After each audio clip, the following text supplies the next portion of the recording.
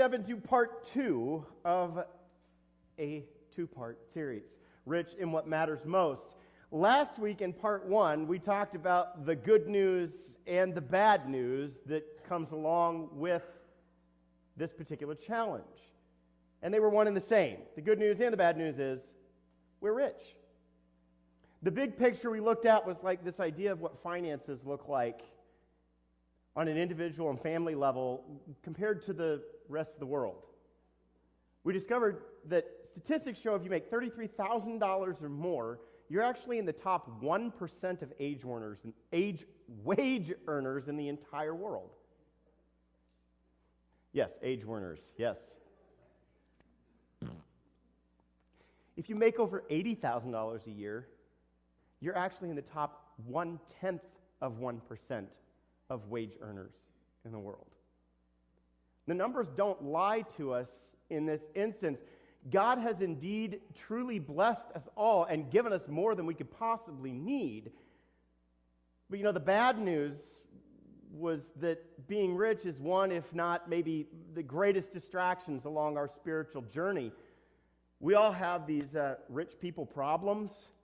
We get to go on cool vacations, we drive nice cars, we could take our slightly used clothes to Goodwill in order to make room in our closet for the new ones that we want to buy.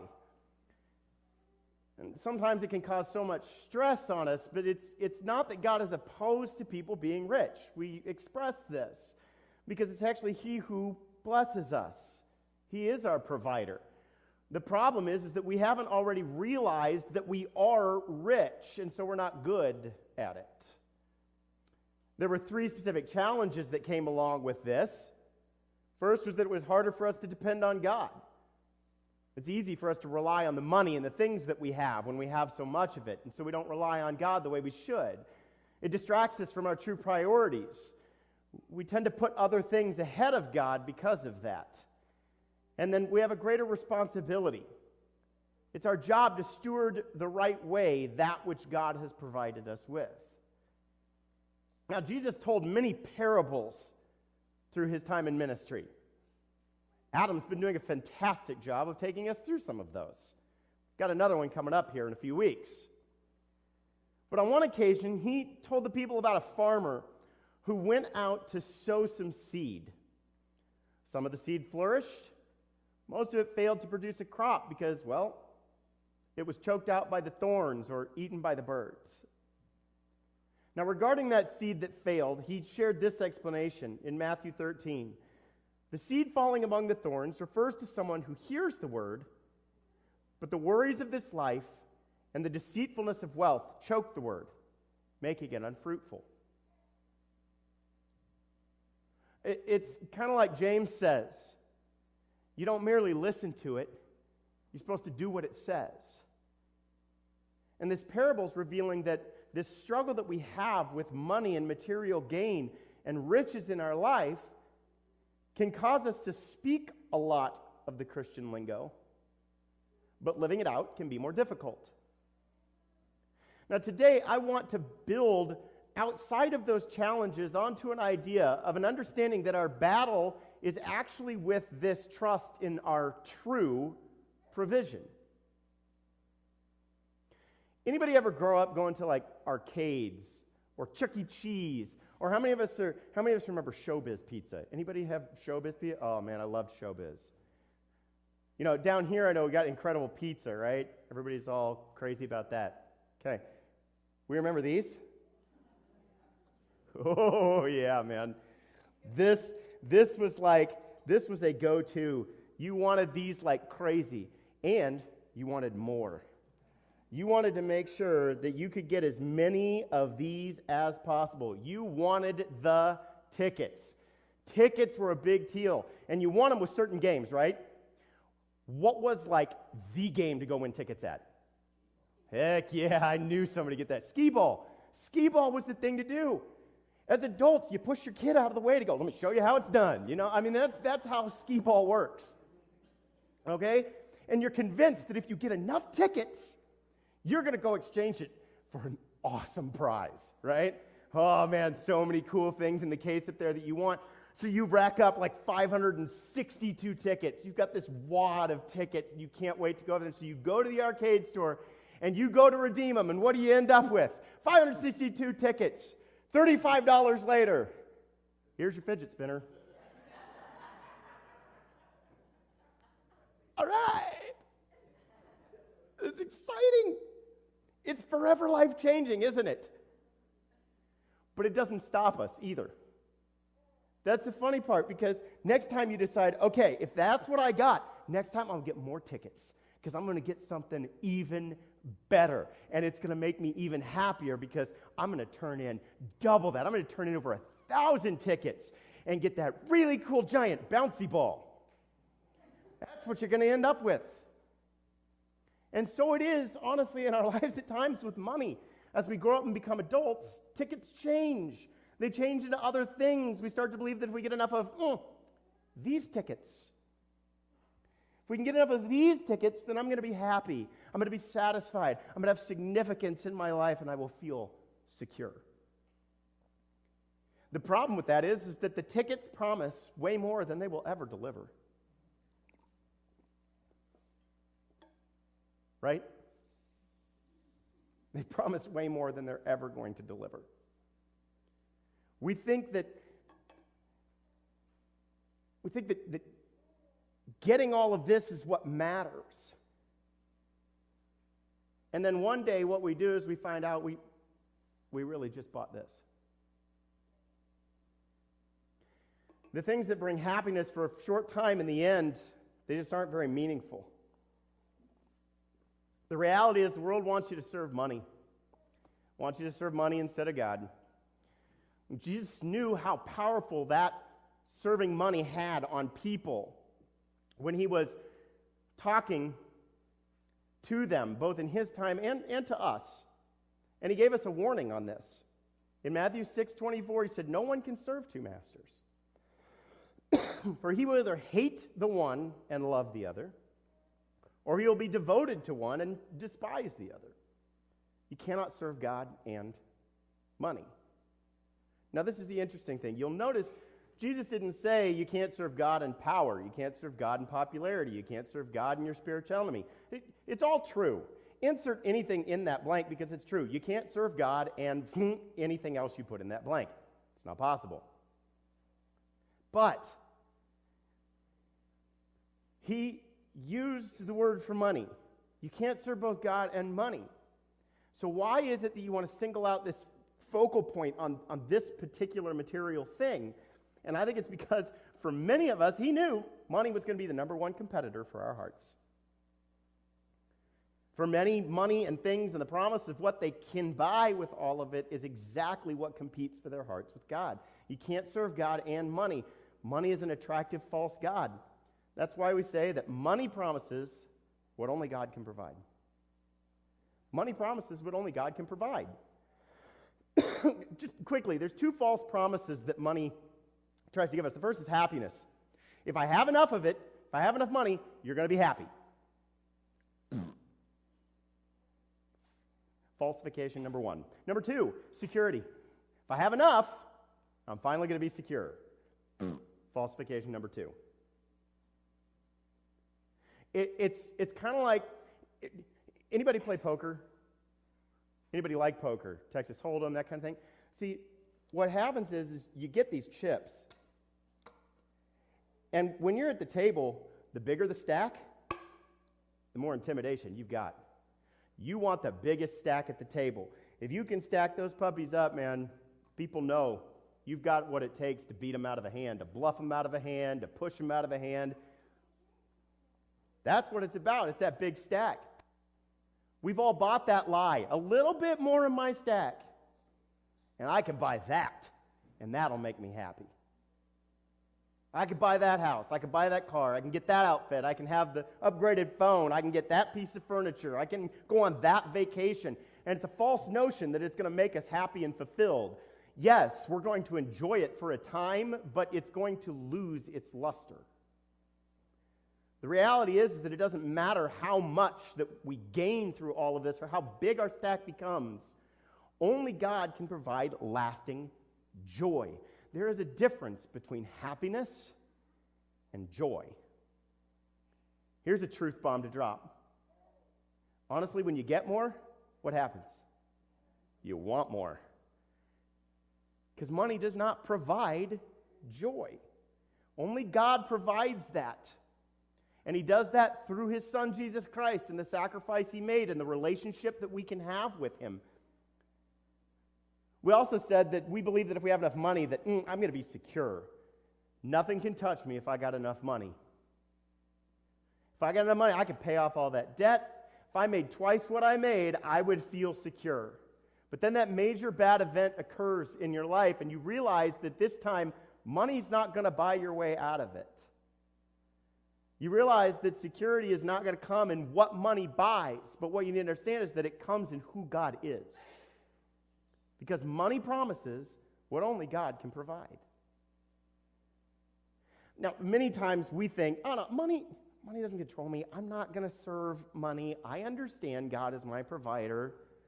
I would never serve money. Let me challenge you with something. When was the last time you bought something you didn't need with money you didn't have so you could impress somebody who you didn't like? Have you ever compromised your integrity and maybe cheated a little bit on an expense report? Maybe you downloaded music or a movie that you did not pay for. Where's my Napster people out there? Boom. Yes, I just admitted sin. Thank you. Here's one. You've ever told your 13-year-old that he's 11 because 12 and under is cheaper? Or maybe you've compromised or neglected your family for more work because you have convinced yourself, I'm providing for them. What's happening? You're under the power of money.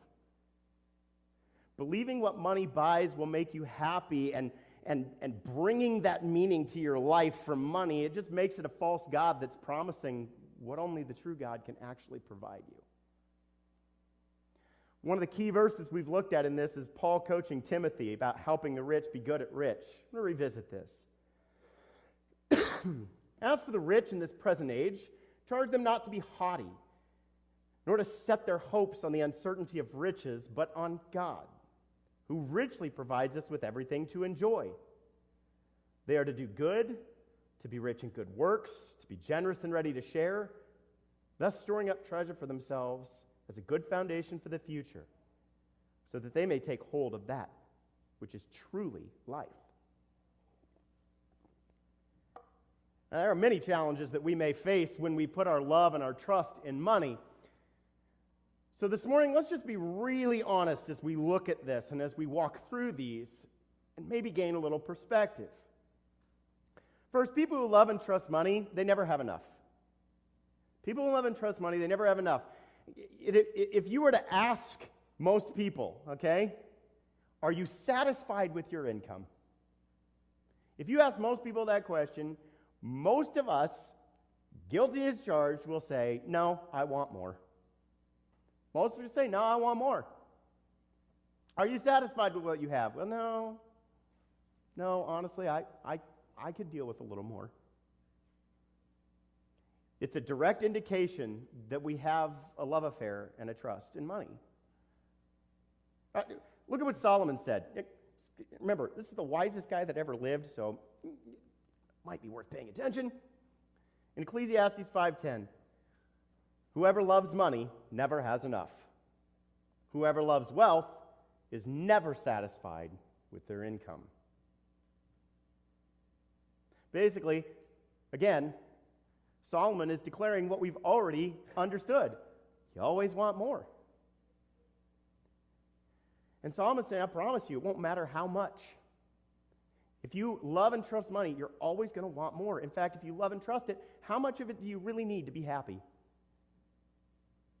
Like last week, where does that line finally get drawn at a stopping point? How fat does your bank account have to be to feel secure? And the answer always comes back the same. Just a little bit more than I currently have. You want more. And then you get more later, and what happens is that won't be enough because it's just an illusion. The deceitfulness of riches is promising something that it will never, ever be able to actually deliver. In Proverbs 18, it says, the rich, that's us, by the way, think of their wealth as a strong defense. They imagine it to be a high wall of safety. In other words, sitting in a mindset of, if I can get enough, I can buy away all the bad things in my life. I believe that my wealth is a strong defense. Well, that's just your imagination. Promises that can't provide. Those who love and trust money never have enough. Those who love and trust money find it increasingly difficult to give big. They find it increasingly difficult to give big. Now, I know there are many here, probably. There are many people that we know that desire to give big, but at times they just don't feel like they can afford it. Now, I can't afford to do that. I would love to do that. I'd love to help out. I'd love to give more to that. I can't afford it. You just don't understand. I just don't have the ability. I mean, my hope and my heart would hope that most of you would want to be able to give, that you desire to follow the joy of giving, the biblical instruction of giving. Our 10% to God should be a desire to get to that point. But I will say you this, we do know from the New Testament, Jesus also gave us this. He said, the importance, though, is that I want a cheerful giver. Not one who gives out of obligation, but somebody who gives cheerfully back because they understand the blessings of my provision for them. It's a wonderful act of worship to God. And some would like to do even more, but you feel like you can't afford it. And maybe there's someone in need and you think, I'd love to help them out. I'd love to give an extra big tip or maybe help that person pay their rent or whatever the opportunity might be that's in front of you, but you don't feel you can afford it because in your mind, that stack's not big enough. Who do you think gives the largest percent on average in our country? Believe it or not, it's those who make $12,000 or less a year. Statistics show, on average, that those who make $12,000 or less a year, out of that 12, are actually the biggest percentage givers. Those that make the least give the most. There are exceptions to the rule. Obviously, there are always exceptions to every rule. But on average, it's proven that the bigger the stack, the smaller the give. Guys, that's not how we're rich and what matters most. That's not how we're rich and we honor God with it. That's how we're selfish and we're bad. No, that's how we're poor at being rich. Jesus evidently, as I stated, didn't really care as much about the money and the amounts as he did about necessarily the heart of what was going on with it. Because in Mark 12, we see a very poor widow who has no ability to have any sort of real income, but she goes to the temple to worship, and she put the equivalent of what we know is about 2 pennies into an offering.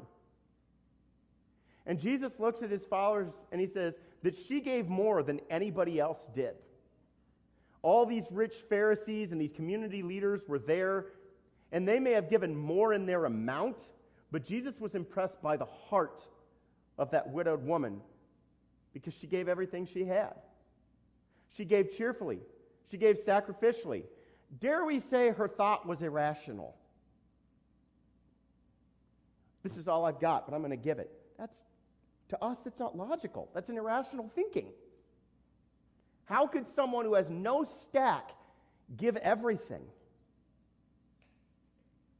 It's because she wasn't trusting in her stack. She was trusting in the one who richly provides for her. She was trusting God.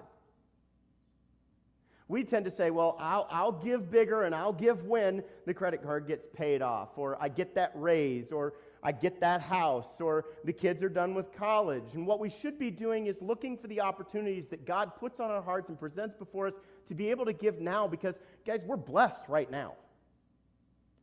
We don't know where we're going to be at a year from now, but right now, if we're blessed, at whatever level we're at, because we're generously blessed by God, we should be giving generously now.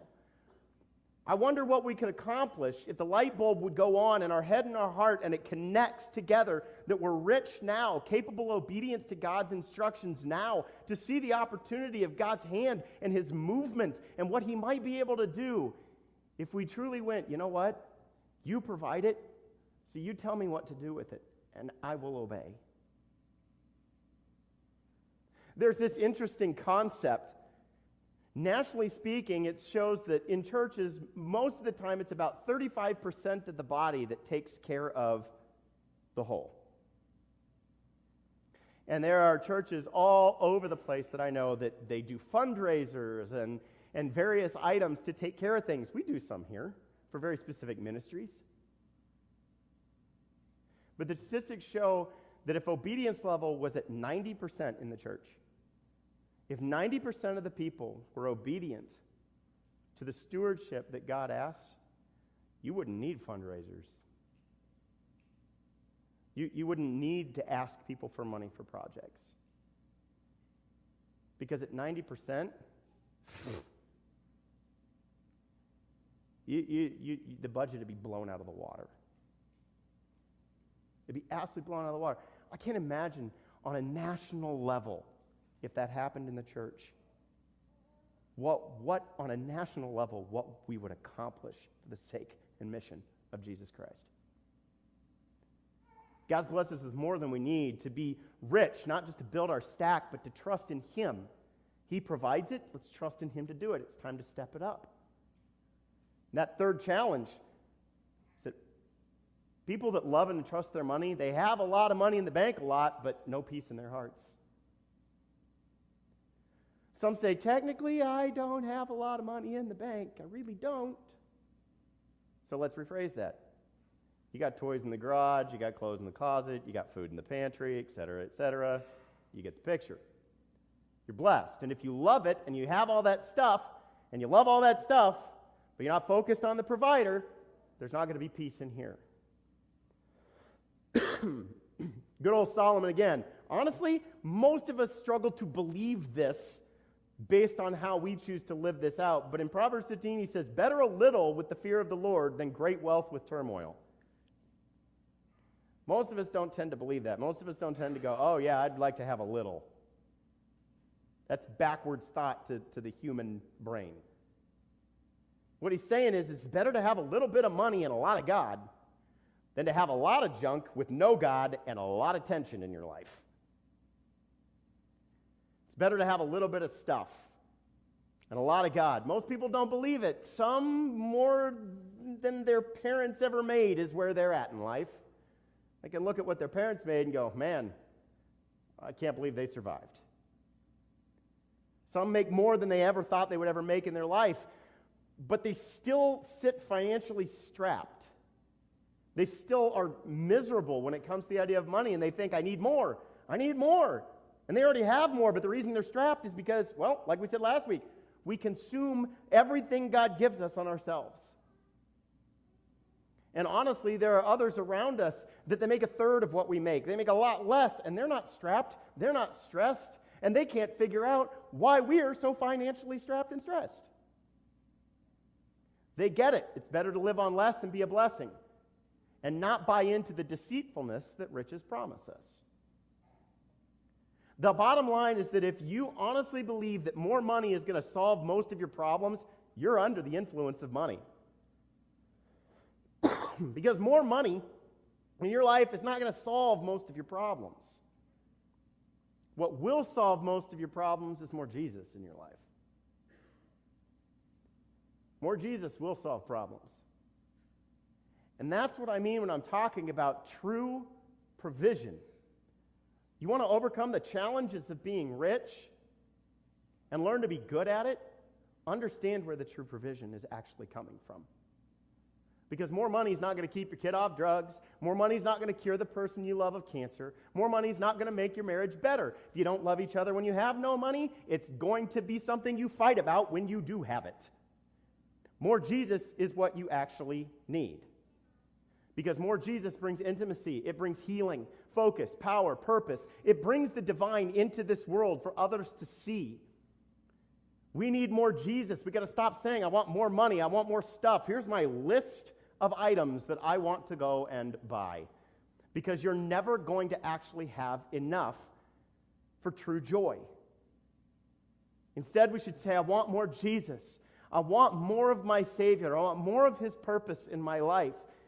I want His direction and His plan to play out so that I have peace and comfort, knowing that I'm resting in the provision of the one who has more riches than you can ever possibly comprehend. I want less of me and more of Him. I need to be emptied of my selfishness and my desire to put other things before Him. And I need to be filled more with the Spirit of God. I don't want to be distracted by the things that don't last. Now, I don't know how you guys are feeling. I know how I feel about it.